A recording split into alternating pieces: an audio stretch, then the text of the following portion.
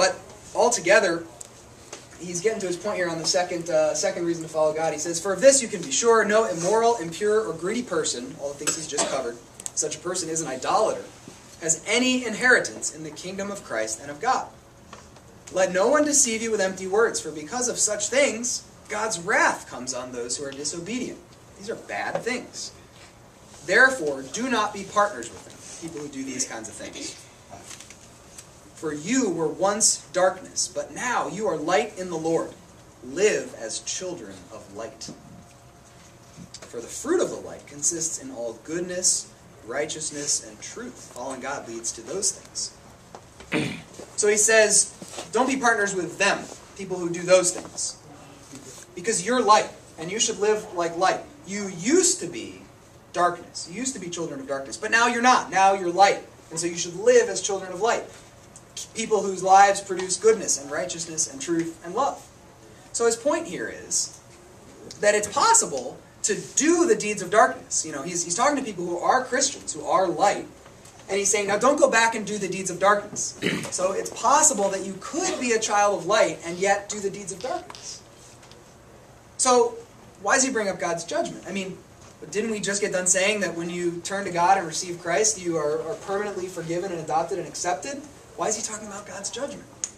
Well, he's talking about God's judgment because he's saying, look, why would you go back to a life of doing things that incur God's wrath? Why would you want to do that? God has saved you from that life and given you a new life. So why would you then go and do things that summon God's wrath? That doesn't make any sense. It's not compatible with who you are. It doesn't make any sense at all. So he's saying, you're not like that anymore. That's not you. God's given you a new identity and a new life, so you don't have to live in the dark anymore. And this is not just, avoiding bad behavior. This isn't just like, stop doing bad things now that you're a Christian. This is, God's offered you something better and new. And so why settle for that other thing that you used to do that was no good anyway? And if you're a Christian and you kind of try to go back and you find yourself slipping into things you used to do before you were a Christian, you might actually sense a tension here. Things that it didn't even bother you to do before, you didn't even feel like were a problem before. You'll start to notice, oh man, this feels weird. I don't like this anymore. I can think of times where after I started following God, I would get together with people and I would be really sarcastic. I don't know if you can imagine, any of you, but I used to be sarcastic. I'd say just dry things that were kind of mean. I don't know. It's hard to imagine. I'm so different. What I'm saying is it used to be way worse. And I can remember times when I would hang out with Christians and I would just say mean things. Because that was how I talked to my friends. That's how I joked around with people. I would just make fun of them and cut them down. And I remember starting to hang around with Christians who were serious about following God, and they didn't talk like that. And so I'd make some sarcastic comment that before everybody around me would have thought was hilarious. And these Christians I was hanging out with who knew how to love people would be like, ugh, why are you so mean? Why are you so dumb? What a dick. They were just like, why would you talk to people like that? And I thought, oh, good point. Why do I talk to people like that? Well, it was because I didn't know how to live a life of love. I didn't know how to be light. And so I was just falling back to being darkness. And I had to learn how to live a new way. Because it didn't make sense to live the old way anymore. Next he says, find out what pleases the Lord. This is the third motivation for following God. Just the joy of pleasing Christ. This is kind of like what Chris's point was earlier. You enjoy a relationship with God, and then you're like, man, I want to do something for Him. That sounds great. That would be enjoyable. If you care about somebody, it feels good to make that person happy. I don't know if you've experienced this, but, maybe you had a friend who, one day you come to school, and he's got this notebook, and he's scribbling in it, and he's like, okay, walkie-talkies, check. Flowers, check. Secret pathway through school, check. Gift card to McDonald's, check. Blah, blah, blah. He's writing down all these things, frantic. But he's really happy. He's like, yeah, this is great. And you're like, what are you doing? He's like, I'm planning our 5-week anniversary date. And you're like, the old 5-week, or that's important. That's important. I'm glad you've got a plan. But your friend, he's just so happy because he knows he's got this great plan for this date that's going to make this girl he's dating so happy.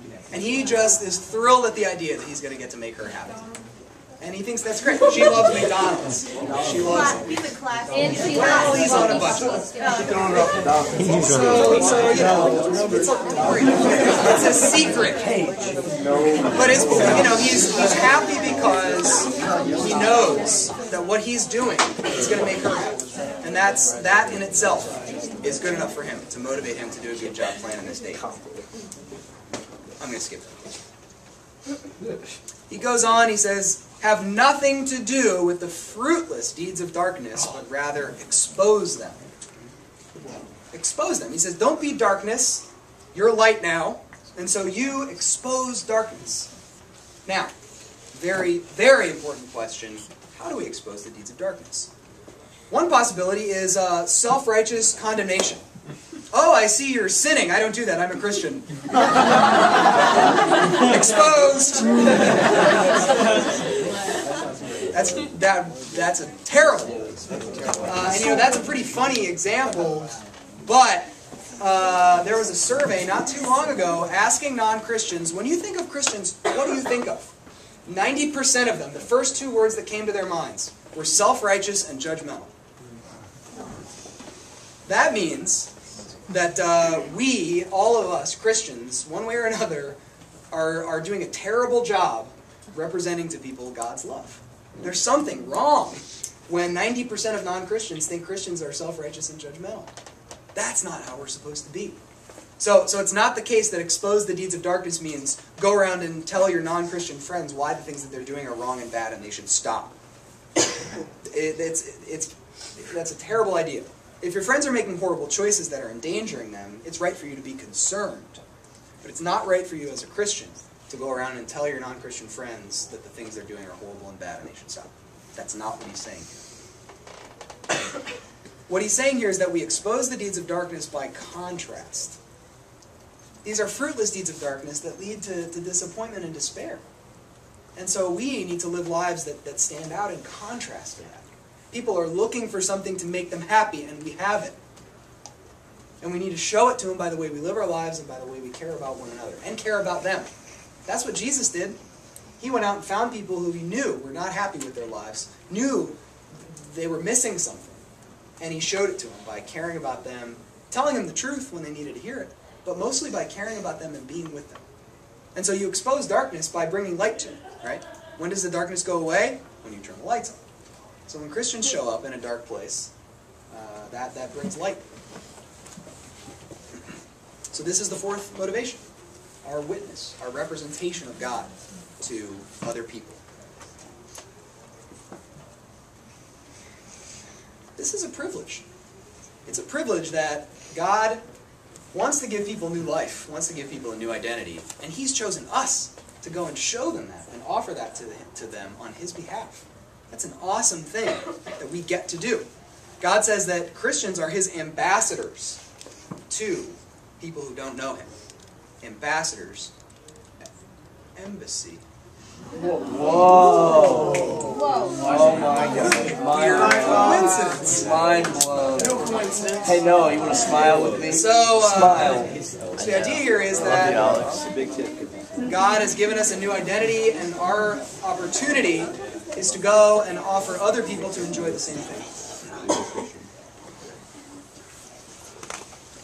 He says, it's shameful even to mention what the disobedient do in secret. There's no denying that when you're apart from God, when you don't know God, people get into some awful, terrible things. There's no question about that.